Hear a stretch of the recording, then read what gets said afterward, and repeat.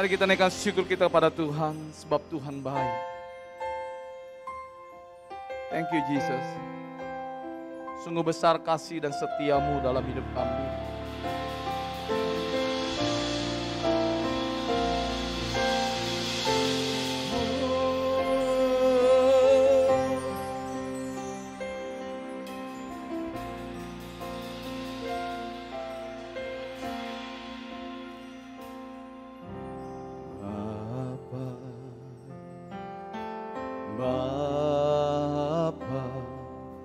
Ku naikkan syukur padamu, Bapa, Bapa, ku sembah sujud kepadamu.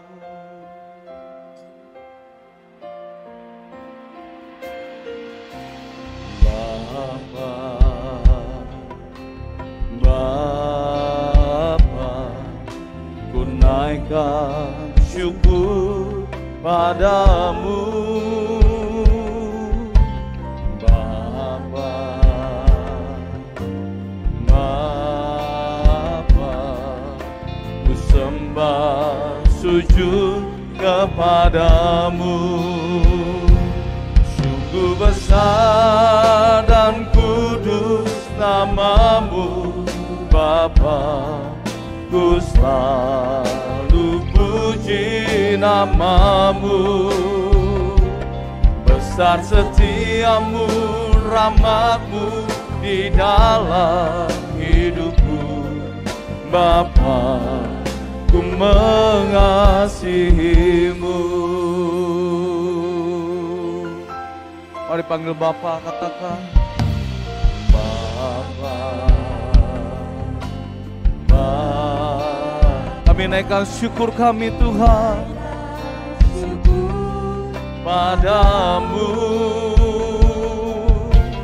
Bapa, Bapa. Kami sembah sujud kepadamu Tuhan. Oh, sungguh besar dan kudus namamu, Bapa, ku selalu puji namamu. Besar setiamu, rahmatmu di dalam hidupku, Bapa, ku mengasihimu. Sungguh besar Tuhan, oh dan kudus namamu, Bapa, ku selalu puji namamu.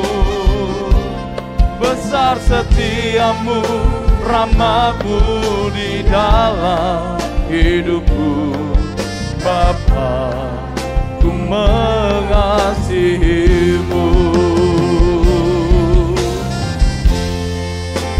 Sebab sungguh besar kasih-Mu Tuhan, besar kebaikan-Mu dalam hidup kami ya Allah. Sebab itu kami memuji-Mu Tuhan. Haleluya. Mari Bapak Ibu Saudara untuk bangkit di hadapan Tuhan. Dengan segenap hati katakan, sungguh besar kebaikan-Mu ya Allah.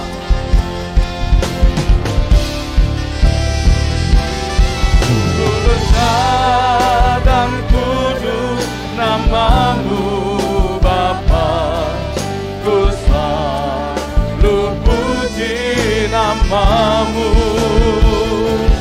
Besar setiamu, rahmatmu di dalam hidupku, Bapa, ku mengasihi. Sungguh besar, oh dan kudus namamu, Bapa, ku selalu puji namamu. Besar setiamu, rahmatmu di dalam hidupku, Bapa, ku mengasihimu. Sungguh besar dan kudus.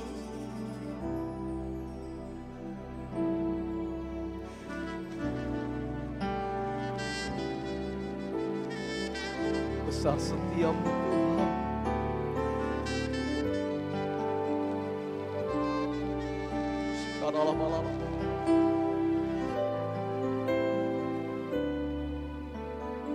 Kami mengangkat kedua tangan kami di hadapan-Mu ya Allah. Sungguh besar.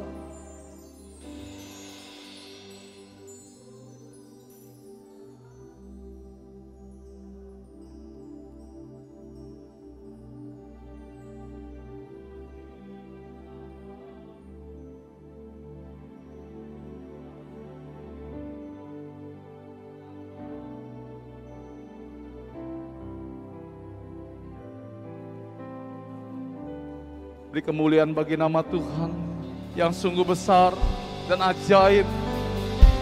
Sungguh besar dan kudus nama-Mu Bapa, ku selalu puji nama-Mu. Oh, besar setiamu, rahmat-Mu di dalam hidupku. Bapa, ku mengasihi-Mu.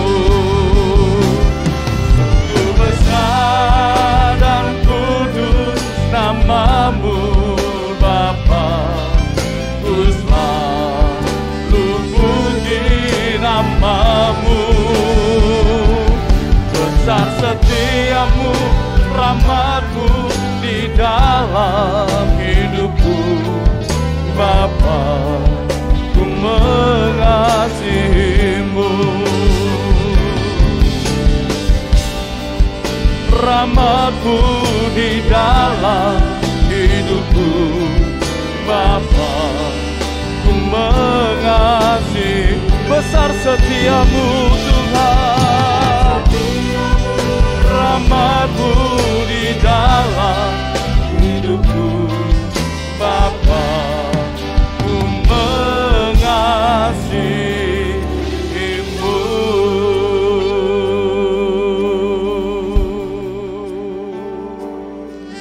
Haleluya. Kami mengasihi-Mu Tuhan. We love You Lord Jesus. Haleluya. Dengan segenap hati kami, dengan segenap jiwa kami mengasihi-Mu Tuhan. Haleluya. Kau Bapa yang baik bagi kami, Kau Bapa yang setia, tak pernah habisnya kasih dan rahmat-Mu Tuhan. Kami naikkan syukur padamu. Syukur Tuhan buat kebaikan-Mu.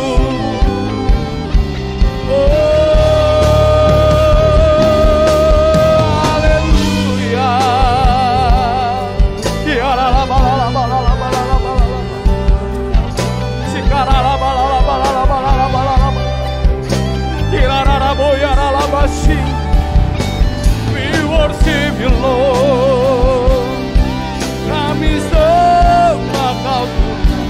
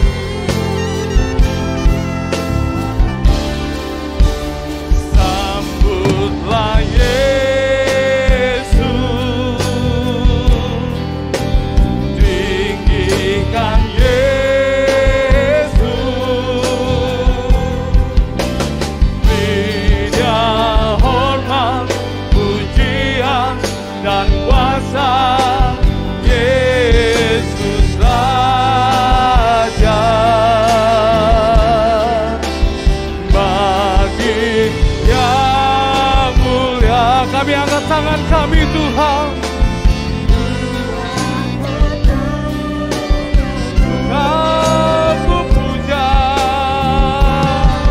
Ku puja, ku cinta, ku sembah.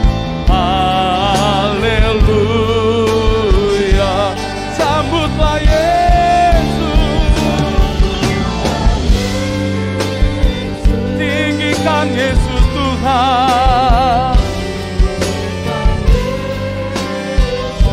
Mari beri Dia hormat, pujian dan sembah. Ya hormat, pujian dan kuasa Yesus Raja. Bagi yang mulia, kami angkat tangan kami Tuhan.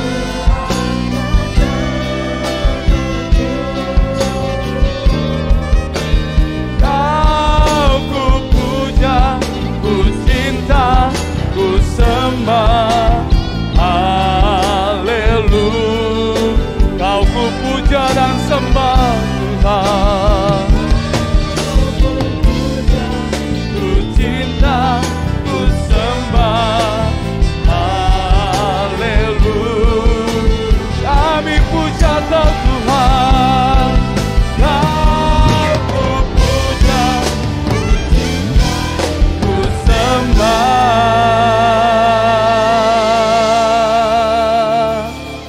Haleluya.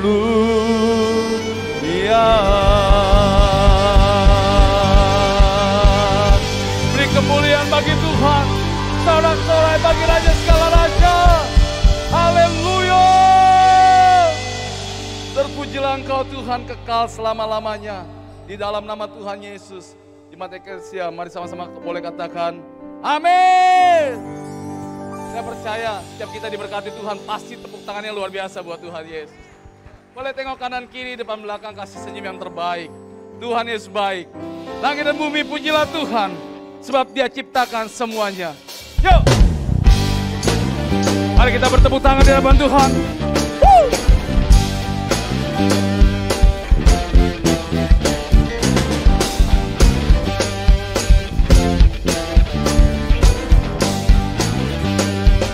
Haleluya. Langit dan bumi pujilah Tuhan, sebab Dia ciptakan semuanya. Keagungannya mengatasi langit bumi, sembah sujud di hadapannya. Haleluya.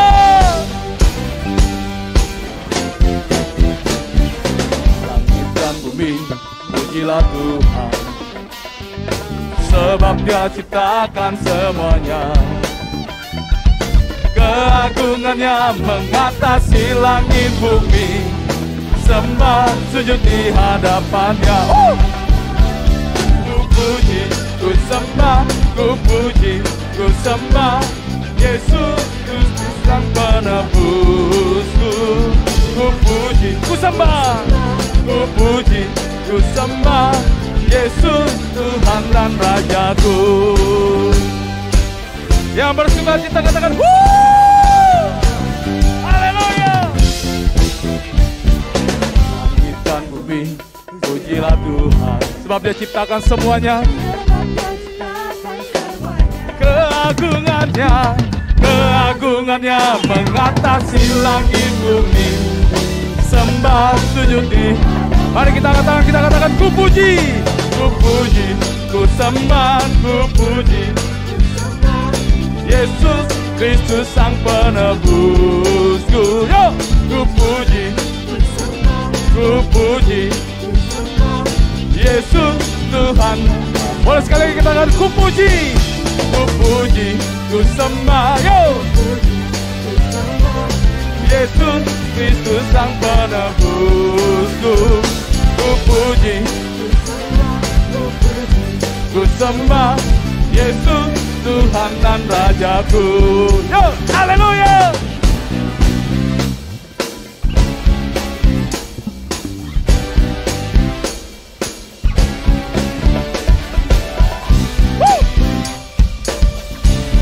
Mari jemaat eklesia, saya boleh tangan-tangan diberkati Tuhan. Boleh lambaikan tangannya, katakan haleluya. Yuk, haleluya. Haleluya. Boleh semua angkat tanganmu, katakan haleluya.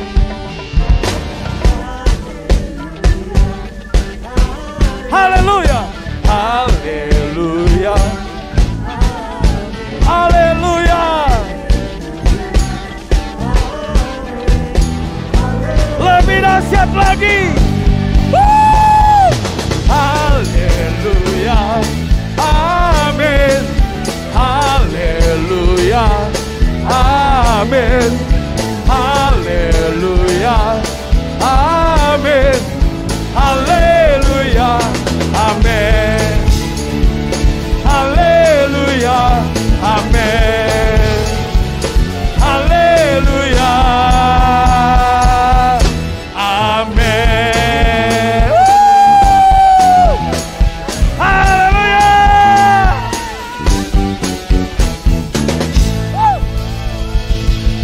Boleh kasih tepuk tangan sekali lagi, lebih dahsyat lagi bagi Tuhan.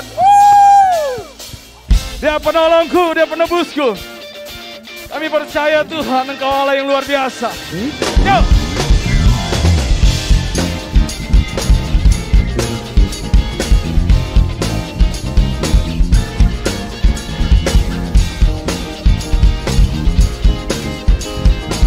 Katakan, ku tahu dia penolongku. Ku tahu dia penolongku. Darahnya tebus dosaku, ku yakin, oh oh, ku yakin, dia angkat ceritaku, dia angkat ceritaku, sembuhkan sakitku. Kami percaya Tuhan, oh oh, mari kita angkat pancinya Tuhan, yuk di hadapan Tuhan katakan. Ku angkat panji, oh dia telah menang atas maut, dia penebusku, dia hidup loh, dia penebusku, dia hiduplah. Mari bertepuk tangan di hadapan Tuhan, yuk. Ku tahu penolongku, ku tahu dia penolongku, darahnya tebus dosaku. Dengan iman katakan, kami percaya Tuhan, ku yakin, dia angkat deritaku, sembuhkan sakitku. Ku yakin, oh oh, ku yakin, kami angkat panji kami Tuhan. Ku angkat panji, oh oh oh, dia telah menang atas maut, dia penebus, dia hiduplah, dia penebusku, dia hidup. Kau bebaskanku,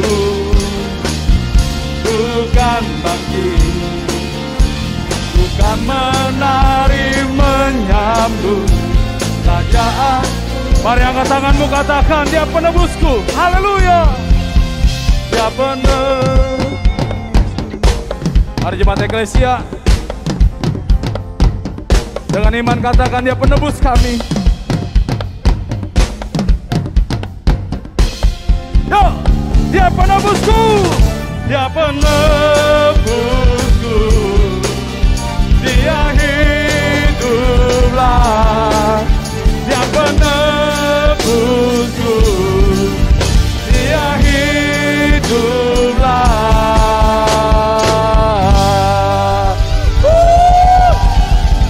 Sorak-sorai kemenangan bagi Tuhan.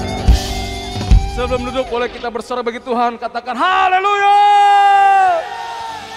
Tepuk tangan sekali lagi luar biasa buat Tuhan Yesus.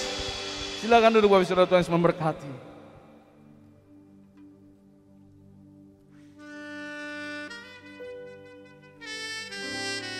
Kami selalu memerlukan.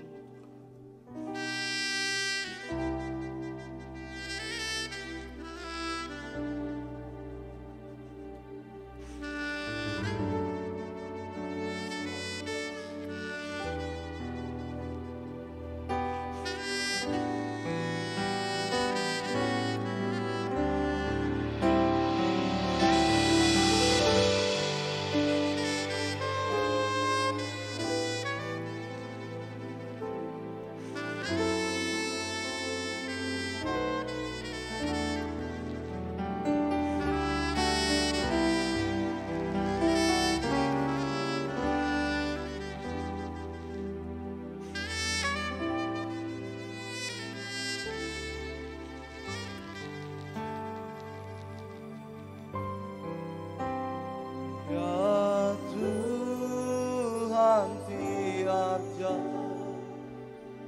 ku memerlukanmu. Engkaulah yang memberi sejahtera penuh. Setiap jam ya Tuhan, Dikau ku perlukan, ku dalam juru selamat, berkatilah.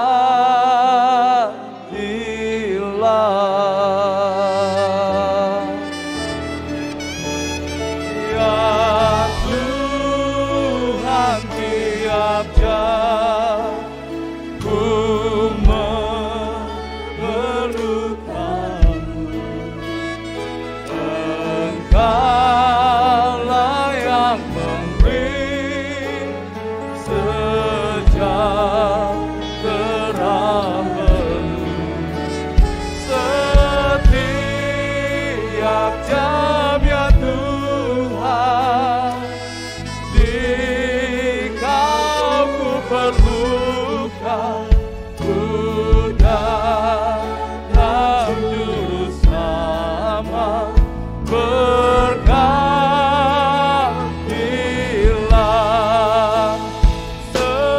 Setiap jam ya Tuhan, Dikau ku perlukan, ku dalam juru selamat, berkatilah.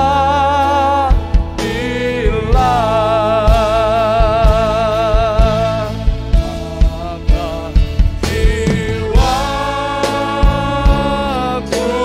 pun memuji, sungguh besar Kau Tuhan.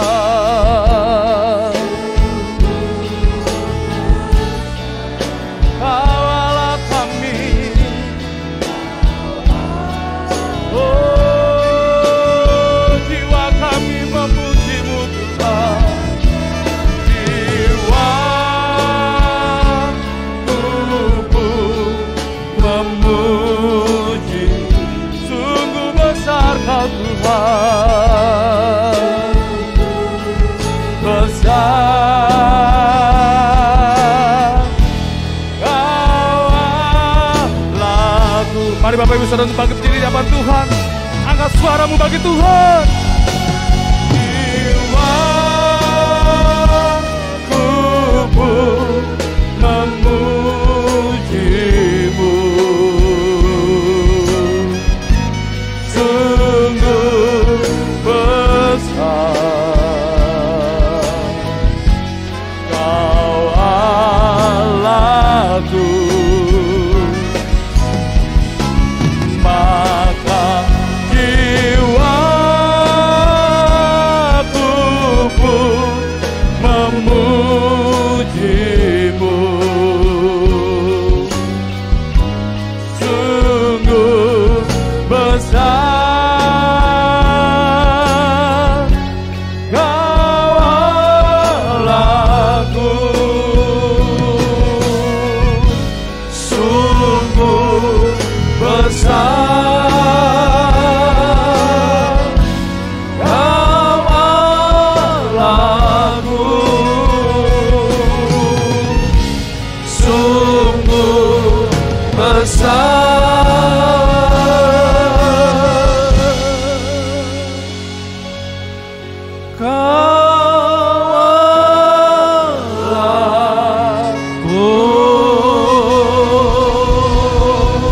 Berikan kemuliaan kepada Tuhan kita Yesus Kristus. Haleluya. Haleluya, haleluya, haleluya. Kau layak menerima pujian penyembahan kami umat-Mu. Kaulah yang ditinggikan, diagungkan di dalam ibadah hari ini. Terpujilah Kau Tuhan. Terima kasih untuk hadiran-Mu di tengah-tengah kami. Kami buka hati kami mau menerima firman Tuhan melalui khotbah Alkitab yang akan hamba-Mu sampaikan. Berbicaralah kepada kami. Hati kami siap untuk menerimanya. Di dalam nama Tuhan Yesus, haleluya. Yang percaya katakan, amin, amin, amin. Silakan duduk kembali. Shalom Bapak Ibu Saudara-saudara. Senang sekali kita bisa ibadah tatap muka kembali di rumah Tuhan pada hari ini. Sayang sekali gereja kita yang di Green Lake City belum bisa ibadah tatap muka. Karena kita sedang ngecor lantai kedua. Sehingga lantai pertama tempat ibadah sementara kita tidak bisa digunakan karena banyak sekali tiang-tiang penyangga. Diperkirakan akhir Mei baru kita bisa menggunakan kembali tempat ibadah kita yang di Green Lake City. Dan mudah-mudahan bisa lebih cepat, bisa pertengahan Mei. Tapi ya diperkirakan akhir Mei. Dan mudah-mudahan semua berjalan dengan baik. Dan saudara-saudara kita yang di Green Lake City kembali bisa beribadah dengan baik. Dan bagi saudara-saudara yang sementara ada di Green Lake City, sementara ini bisa beribadah tatap muka di gereja kita di Semanan ini. Dan saudara-saudara, gereja kita juga tetap live streaming jam 8 pagi dan saudara bisa mengikutinya di rumah masing-masing. Karena dibuka sepanjang hari Minggu itu, dibuka di YouTube, saudara bisa ikuti ibadah kita jam berapa saja, mulai jam 8 pagi. Puji Tuhan. Nah saudara-saudara yang kasih, juga ada berita gembira bahwa ibadah e-kids kita sudah mulai tatap muka, mulai hari ini jam 10. Dan baru kita buka untuk kelas ke-3 SD sampai 6 SD. Jadi hanya berumur seperti itu yang bisa hadir dalam ibadah tatap muka. Juga ibadah youth eklesia kita, ibadah Eko Youth kita juga sudah mulai tatap muka sejak minggu yang lalu. Juga hari Minggu jam 10 di gedung kita yang ada di gedung sebelah. Puji Tuhan saudara-saudara. Nah bulan ini gereja kita akan membahas tentang pribadi yang sehat karena Kristus. Nah saudara-saudaraku, dan sepanjang minggu di bulan ini kita akan bicara tentang pribadi yang sehat itu. Dan saya percaya setelah selesai bulan ini kita semuanya akan benar-benar menjadi pribadi yang sehat karena Kristus. Salah satu tanda ciri orang yang pribadinya sehat adalah dia tidak gampang menyerah menghadapi tantangan pergumulan hidupnya. Ketika dia jatuh, dia pasti akan bangun kembali. Ketika dia gagal, dia akan pasti bangkit kembali. Tetapi orang yang pribadinya tidak sehat, waktu dia jatuh maka dia akan terkapar dan tidak akan bangun kembali. Waktu dia gagal, dia tidak pernah akan bangkit kembali. Karena itu saudara-saudaraku, hari ini saya akan berbicara tentang perkara itu. Judul khotbah saya adalah merubah kegagalan menjadi peluang. Saya percaya semua kita ingin memiliki peluang-peluang yang lebih baik sehingga hidup kita bisa maju, bisa berkembang dan menjadi lebih baik daripada tahun-tahun yang lalu. Puji Tuhan. Mari kita membaca satu ayat Mika pasalnya yang ke-7 ayat 8. Mika pasal ke-7 ayat 8, kita baca ayat ini dengan suara yang keras. 2, 3. Janganlah bersukacita atas aku, hai musuhku. Sekalipun aku jatuh, aku akan bangun pula. Sekalipun aku duduk dalam gelap, Tuhan akan menjadi terangku. Ayat ini adalah firman yang disampaikan Tuhan kepada bangsa Israel melalui Nabi Mika. Dan Mika berkata kepada musuh-musuhnya pada waktu itu, jangan bersukacita atas aku. Kenapa? Karena sekalipun aku jatuh, aku akan bangun pula. Ini tanda orang yang punya pribadi yang sehat di dalam Tuhan. Kalau dia jatuh, dia akan bangun pula. Dia tidak pernah akan terkapar selama-lamanya. Kalau dia gagal, dia akan bangkit lagi, usaha lagi, coba lagi. Dia tidak akan jatuh selama-lamanya. Itu tandanya pribadi kita sehat di dalam Tuhan. Dan kalau kita perhatikan saudara-saudara, pahlawan-pahlawan Alkitab, maka semuanya adalah orang-orang yang pernah mengalami kegagalan. Tidak ada orang yang tidak pernah gagal. Semua pernah mengalami kegagalan. Musa pernah gagal, Abraham pernah gagal, Raja Daud, raja yang terkenal itu juga pernah mengalami kegagalan. Di Perjanjian Baru ada seorang murid Tuhan yang luar biasa, namanya Petrus, juga pernah mengalami kegagalan. Jadi saudara lihat, ternyata pahlawan-pahlawan iman dalam Alkitab adalah orang-orang yang pernah mengalami kegagalan. Jadi kalau hari ini saudara sedang mengalami kegagalan, it's okay. Dunia belum kiamat bagi saudara. Dunia belum berakhir bagi saudara. Mungkin hari ini saudara sedang mengalami kegagalan di bidang studi, kegagalan dalam karir saudara, kegagalan di bisnis saudara. Mungkin ada yang menipu uang saudara, kegagalan dalam rumah tangga saudara. Mungkin saudara baru saja bercerai, saudara sekarang dicemooh orang, diejek orang, dihina orang, dihakimi orang. It's okay, dengarkan saya, hidupmu belum berakhir. Mungkin saudara juga sedang mengalami kegagalan dalam hal rohani. Saudara sedang jatuh dalam dosa, it's okay. Ayo bangkit lagi, bertobat lagi. Keadaan tidak sampai kiamat buat kita ketika kita mengalami kegagalan. Justru saudaraku, kegagalan itu sebuah tanda, sebuah bukti bahwa kita ini masih hidup, masih beraktivitas, masih berkegiatan. Kalau saudara tidak mau gagal, jangan berkegiatan, jangan beraktivitas, pasti dijamin tidak pernah gagal. Theodore Roosevelt, ini adalah Presiden Amerika Serikat yang ke-26, dia berkata begini, satu-satunya orang yang tidak pernah gagal adalah orang yang tidak pernah melakukan apa-apa. Jadi kalau saudara tidak mau gagal dalam hidupmu, tidak usah lakukan apa-apa. Tidak usah bisnis, tidak usah kerja, tidak usah sekolah, pokoknya tidak usah bikin apa-apa. Pasti dijamin saudara tidak pernah akan gagal. Tapi dengarkan saya, kalau saudara tidak melakukan apa-apa, saudara tidak akan pernah menjadi siapa-siapa dan saudara tidak pernah akan pergi kemana-mana. Saudara akan menjadi orang yang gagal seumur hidupmu. Karena itu saudaraku, mari kita harus mulai mencoba.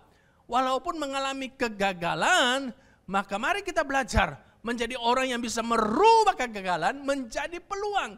Itu namanya kita punya pribadi yang sehat. Nah, bagaimana sih caranya kita bisa merubah kegagalan kita menjadi sebuah peluang sehingga kita bisa menjadi lebih maju, lebih berkembang? Yang pertama, kita harus belajar introspeksi diri. Memeriksa diri kita ketika kegagalan datang. Kecenderungan banyak orang adalah kalau dia gagal, dia mulai mencari kambing hitam.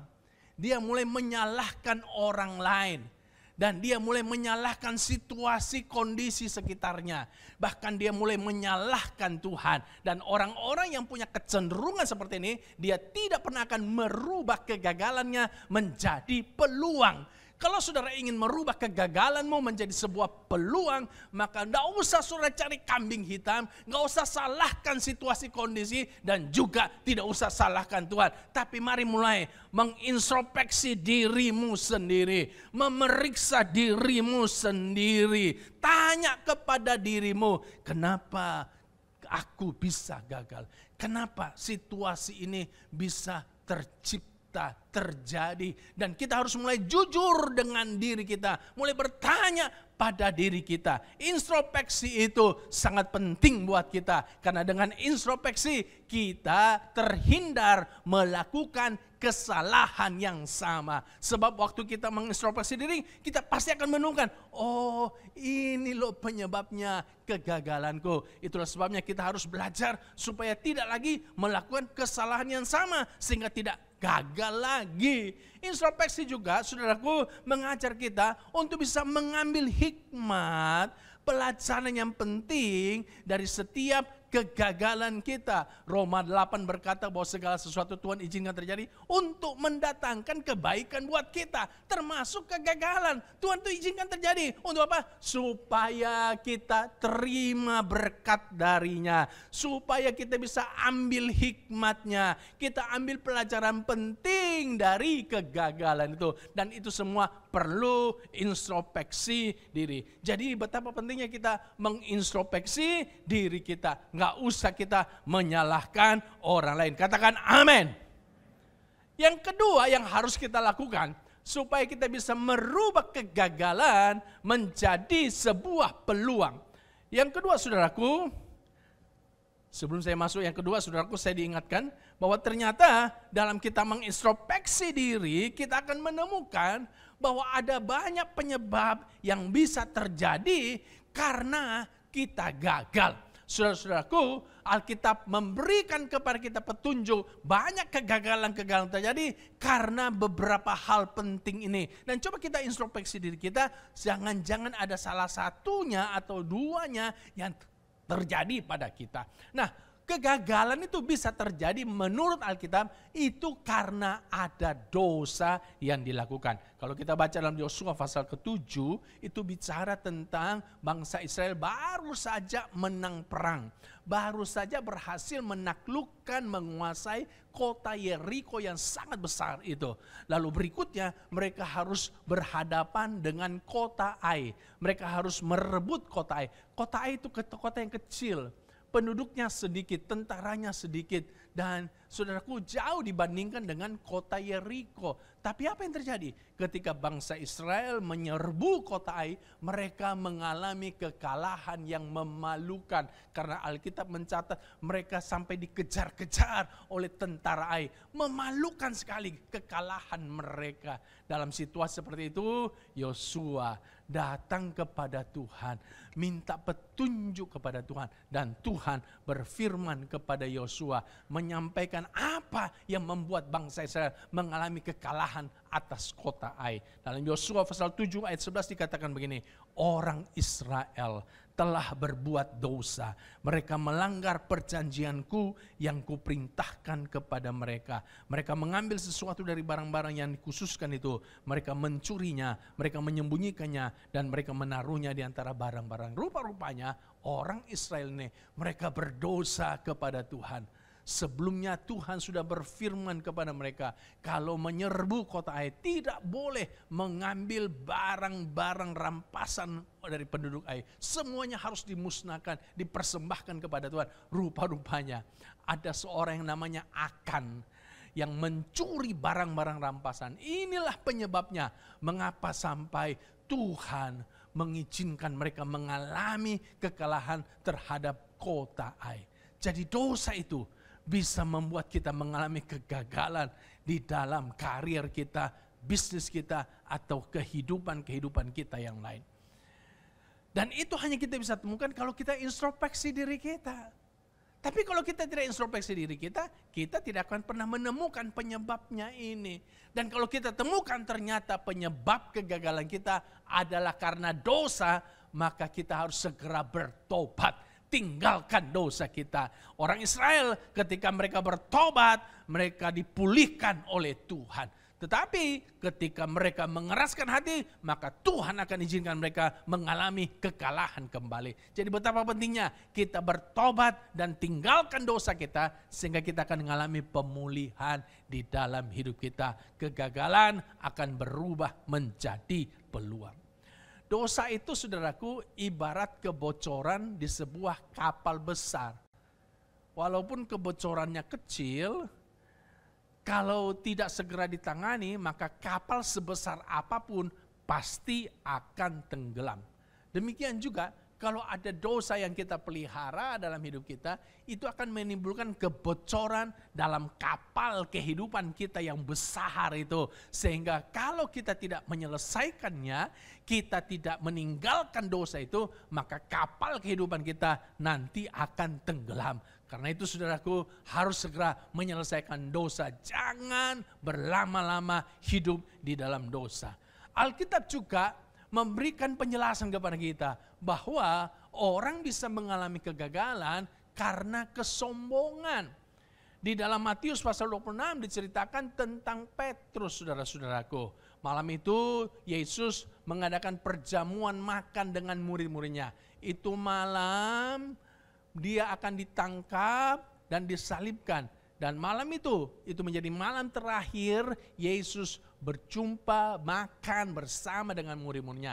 Nah, di malam itu Yesus berkata kepada murid-muridnya, malam ini kamu semua akan tergoncang karena aku. Saudara-saudaraku, lalu Petrus berkata begini kepada Yesus, biarpun mereka semua tergoncang imannya karena engkau, aku sekali-kali tidak.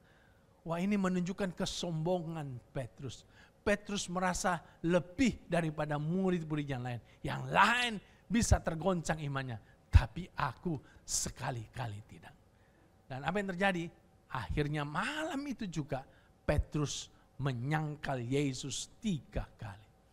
Kalau kita sombong karena sukses dalam bisnis, sombong karena sukses di karir, sombong karena keluarga kita begitu harmonis, sombong karena kita diurapi Tuhan, sombong karena kita ini pertumbuhan rohaninya sangat berbuah-buah, waspadalah saudaraku, karena kesombongan itu membuat kita satu langkah lagi akan jatuh di dalam kegagalan. Alkitab berkata, kecongkakan mendahului kehancuran dan tinggi hati mendahului kejatuhan. Dan kalau saudara introspeksi diri saudara temukan, oh ternyata kegagalanku ini karena aku sombong. Ayo belajar untuk bertobat, menjadi rendah hati kembali. Kita harus menjadi lebih sabar, lebih rendah hati. Sehingga kemudian hari kegagalan kita bisa berubah menjadi peluang. Alkitab juga mencatat bahwa kegagalan bisa terjadi karena kita, saudaraku, terlelap nyaman di tengah-tengah zona nyaman kita. 2 Samuel pasal 11 itu menjelaskan kepada kita tentang kejatuhan dari Raja Daud. Raja Daud, raja yang besar, tapi akhirnya pernah jatuh juga dia dalam dosa perzinahan dengan Batseba. Lalu dia membunuh Uria, suami Batseba. Dan ini dosa yang jahat di mata Tuhan. Dan Tuhan murka kepada Raja Daud. Dan Alkitab mencatat bagaimana sampai Daud bisa jatuh di dalam dosa yang memalukan itu. 2 Samuel pasal 11 ayat 1 berkata begini, pada pergantian tahun, pada waktu raja-raja biasanya maju berperang, maka Daud menyuruh Yoab maju beserta orang-orangnya dan seluruh orang Israel. Mereka memusnahkan Bani Amon dan mengepung kota Raba. Sedang Daud sendiri tinggal di Yerusalem. Saudaraku, kebiasaan pada masa itu setiap pergantian tahun maka raja-raja sendiri yang harus memimpin pasukannya untuk bisa berperang melawan musuh-musuhnya. Tapi rupa-rupanya pada saat itu Daud dia tidak mengambil tanggung jawab ini. Kenapa? Rupa-rupanya dia sudah ada di zona nyaman. Dia sudah berhasil mengalahkan musuh-musuhnya. Dia sekarang sedang santai di istananya. Dan dia memerintahkan justru panglimanya yang pergi berperang. Dan apa yang terjadi ketika Daud menikmati zona nyamannya? Saudara-saudaraku, Alkitab mencatat dia ada di soto istana. Dan dia melihat Batseba sedang mandi. Dan disitulah awal kejatuhan Daud. Seandainya pada waktu itu Daud dia pergi berperang, pasti dia tidak akan melihat Batseba sedang mandi. Dan pasti Daud tidak akan pernah jatuh dalam dosa perzinahan ini. Sudah lihat, kalau kita terlalu lelap di tengah-tengah zona nyaman kita, mungkin karena bisnis kita sudah berhasil, karir kita sudah maju, kita selalu mendapat promosi jabatan, pangkat naik tiap tahun, mungkin kita punya rumah tangga begitu harmonis, saudara-saudaraku, anak-anak sukses, mantu sukses, istri-istri yang cinta Tuhan, dan kita pikir keluarga kita sudah begitu baik, dan kita kemudian tidak waspada, tidak berjaga-jaga. Saudara-saudaraku, ketika kita menikmati zona nyaman itu, dan kita kemudian lupa untuk berjaga-jaga, waspadalah. Sebab satu langkah lagi kita pasti akan bisa mengalami kegagalan.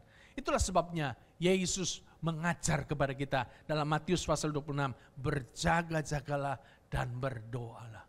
Kalau hari ini kau ada di zona nyaman, berjaga-jagalah, berdoalah. Jangan lupakan perkara itu, tetap harus memiliki kewaspadaan. Kenapa? Karena iblis lawan kita itu selalu berusaha untuk menghancurkan kita. Jadi harus terus berjaga-jaga. Alkitab juga mengajarkan bahwa ada orang mengalami kegagalan karena kurang hati-hati di dalam bertindak. Amsal 13 ayat 16 dalam terjemahan Alkitab bahasa Indonesia sehari-hari. Orang bijaksana berpikir dahulu sebelum bertindak. Orang bodoh mengobralkan kebodohannya. Orang bijaksana itu dia mikir dulu baru bertindak. Dengan kata lain, orang bijaksana itu dia hati-hati dalam bertindak.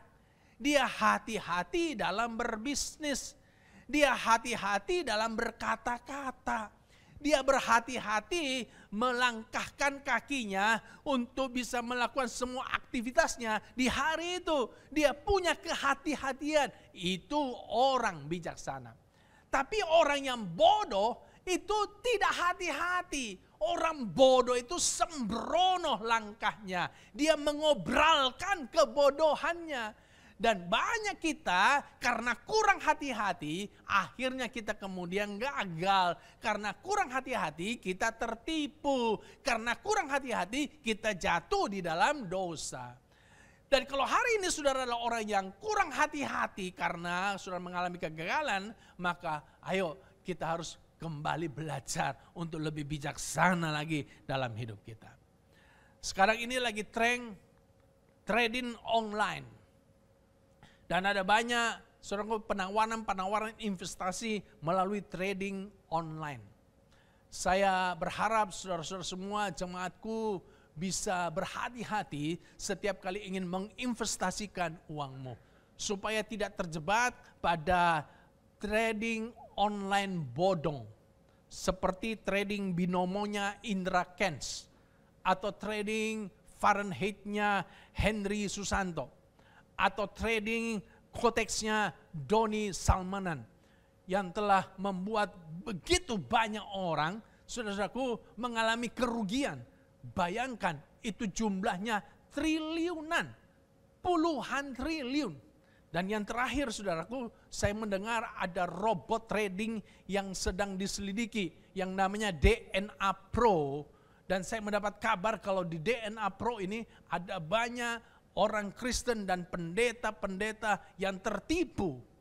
Kenapa? Karena banyak pendeta menjadi afiliatornya yang mengendorse DNA Pro ini. Sehingga banyak jemaat lihat, oh pendetaku juga ikut. Makanya jemaat juga ikut saudaraku. Seperti kerbau dicucuk hidungnya, akhirnya tertipu. Waspadalah saudaraku, hati-hati. Kalau ada penawaran bisnis kepadamu, mendapatkan keuntungan yang besar dalam waktu singkat, dengan resiko yang kecil, maka waspadalah, waspadalah. Saudara harus benar-benar bijaksana di dalam menginvestasikan uangmu. Jangan terburu-buru. Jangan sembrono. Saudara harus bisa meneliti perusahaan ini dari mana. Apakah sudah tercatat di Bapepam LK?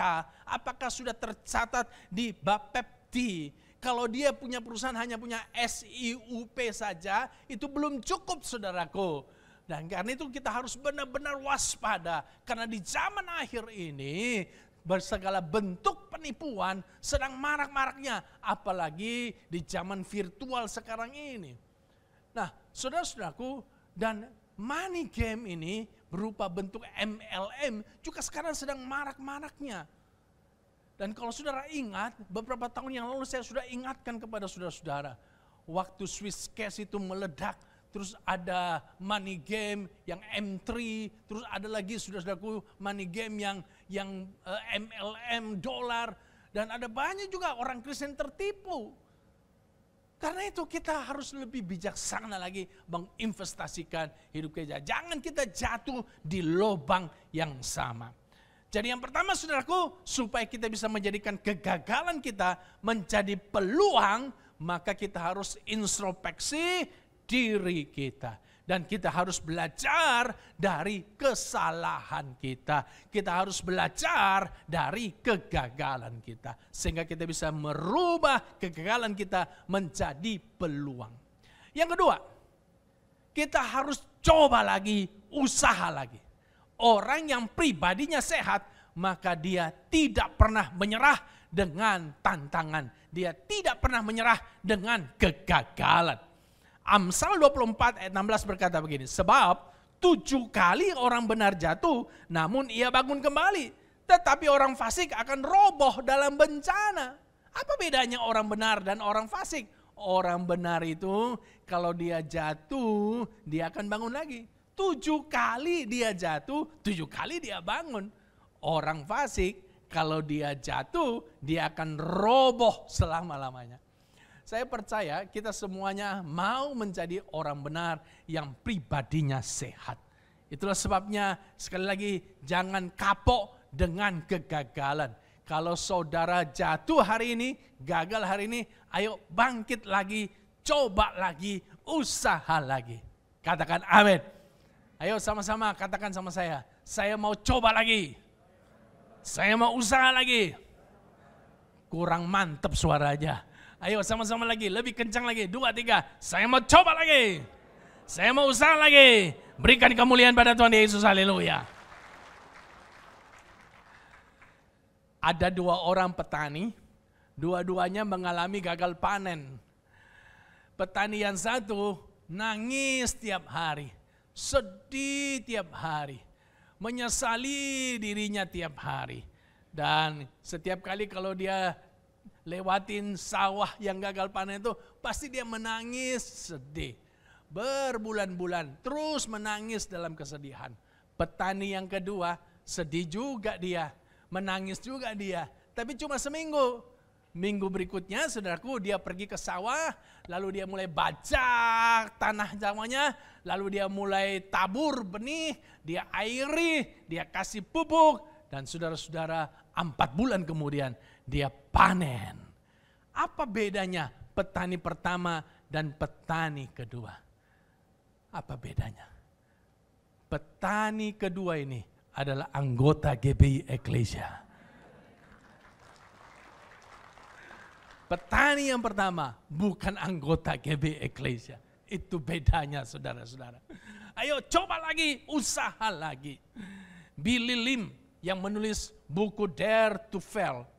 Dia mengatakan begini, rupanya itu anak-anak kalau mau belajar jalan, itu mengalami proses jatuh bangun sebanyak 240 kali. Dan anak kecil itu kalau dia jatuh, dia baru mau mulai belajar jalan, jatuh, dia tidak akan pernah menyalahkan tembok, menyalahkan papanya, menyalahkan mamanya, enggak. Kalau dia jatuh, dia bangun lagi, dia coba lagi, jalan lagi. Jatuh, bangun lagi, coba lagi, jalan lagi. Saya perhatikan Elseva, itu lagi belajar jalan. Saya perhatikan, kalau dia jatuh, dia bangun lagi, coba lagi. Dia tidak menyalahkan maminya, dedinya. Mami sih nggak jagain aku, dedi sih nggak topang aku. Enggak, senang-senang aja. Mari kita belajar seperti anak kecil ini saudaraku. Kalau kita jatuh, ayo bangun lagi. Kalau kita gagal, coba lagi. Jangan pernah menyerah. Michael Jordan, pebola basket dunia legendaris, berkata begini, lebih dari 3.000 kali saya diberi kepercayaan untuk menyarangkan bola ke jaring lawan, namun saya gagal melakukannya. Saya diberi 26 kali kepercayaan oleh tim saya untuk melakukan tembakan terakhir pada saat pertandingan final dan saya pun gagal. Lebih dari 300 kali saya berkontribusi dalam kekalahan tim saya Chicago Bulls dan kini saya masih dijuluki sebagai pemain terhebat sepanjang masa. Ternyata Michael Jordan, pebola basket yang tersohor, legenda, ternyata juga pernah gagal. Dan gagalnya bukan 1 kali, tapi gagalnya sampai ratusan kali, ribuan kali. Tapi lihatlah, Michael Jordan, dia tidak berhenti ketika dia gagal. Tapi dia terus melanjutkan permainannya. Dan dia menjadi seorang legenda hari ini. Saya percaya semua kita ingin hidup lebih baik. Ingin maju, ingin berkembang. Mari saudaraku, coba lagi, usaha lagi. Kan kau akan bisa merubah kegagalanmu menjadi peluang. Yang terakhir, yang ketiga, bagaimana kita bisa merubah peluang menjadi kegagalan menjadi peluang. Yang ketiga, kita belajar tunduk kepada otoritas Tuhan.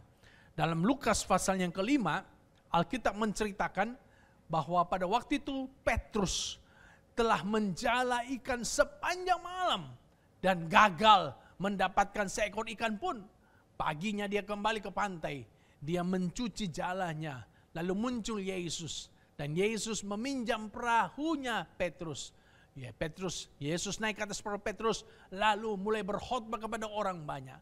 Setelah selesai berkhotbah, Yesus berkata begini kepada Petrus, tolaklah ke tempat yang lebih dalam, tebarkanlah jalamu untuk menangkap ikan. Dan coba lihat bagaimana respon daripada Petrus kepada perintah Tuhan ini. Dalam Lukas pasal 5 ayat 5, Simon menjawab, Guru, telah sepanjang malam kami bekerja keras dan kami tidak menangkap apa-apa. Alasannya rasional.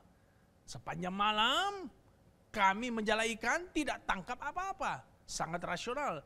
Lalu sekarang kau mau suruh saya jala ikan lagi. Sangat rasional. Rasanya tidak mungkin. Dan juga Petrus bicara tentang fakta. Faktanya sepanjang malam kami kerja keras. Nggak dapat ikan apapun. Tapi Petrus luar biasa. Walaupun dia sedikit protes. Sedikit tidak percaya. Sedikit ragu. Tapi Petrus luar biasa. Endingnya yang luar biasa. Dia berkata begini, tetapi karena engkau menyuruhnya, aku akan menebarkan jala juga. Endingnya yang Petrus lakukan, dia akhirnya tunduk kepada otoritas Yesus. Walaupun secara fakta tidak sesuai, walaupun dari pengalamannya tidak bisa masuk, tapi karena dia mau tunduk pada otoritas Yesus, karena Tuhan yang suruh, dia lakukan juga. Saudara, mari kita belajar untuk tunduk kepada otoritas Tuhan.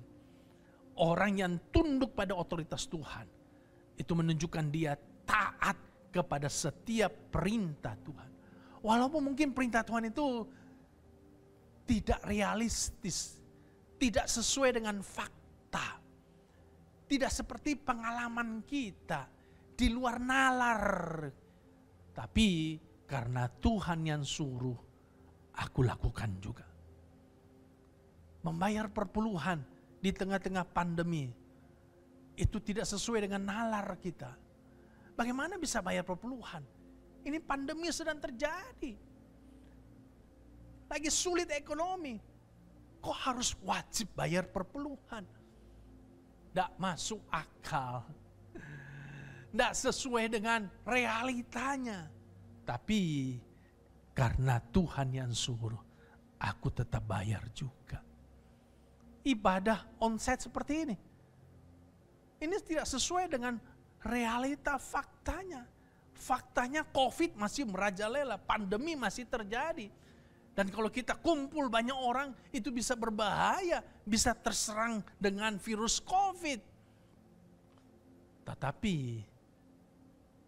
karena Tuhan yang suruh, aku tetap ibadah saja. Walaupun tidak sesuai dengan realita, pengalaman kita, tidak sesuai dengan fakta, tidak sesuai dengan logika kita. Tapi mari kita belajar menempatkan taat kepada otoritas Tuhan di atas segala-galanya. Kalau Tuhan yang suruh, pasti dia tanggung jawab.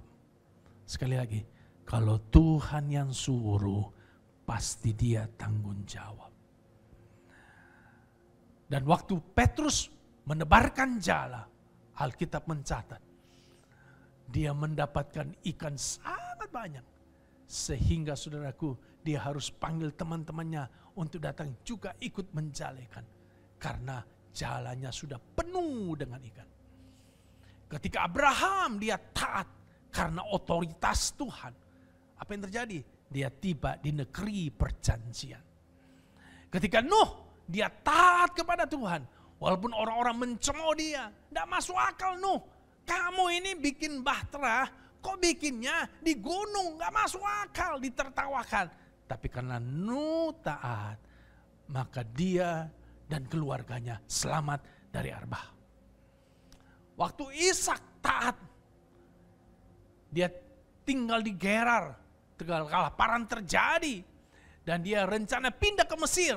Tapi Tuhan bilang sama dia, jangan pindah ke Mesir, tetap tinggal di Gerar. Dan Ishak dia taat, tinggal di Gerar. Lalu mulai menabur di situ, bertani di situ. Dan Alkitab mencatat, hari itu dia menghasilkan 100 kali lipat. Dan dia menjadi kaya, bahkan semakin lama semakin kaya. Sudah lihat, kalau kita taat kepada Tuhan, karena kita menghormati otoritas Tuhan, maka Tuhan pasti akan bertanggung jawab dalam hidup kita. Saudara ingin merubah kegagalan menjadi peluang, belajarlah menjadi orang yang tunduk kepada otoritas Tuhan. Tuhan berkati kita, kiranya firman Tuhan menambahkan iman saudara. Kasih tepuk tangan bagi Tuhan Yesus.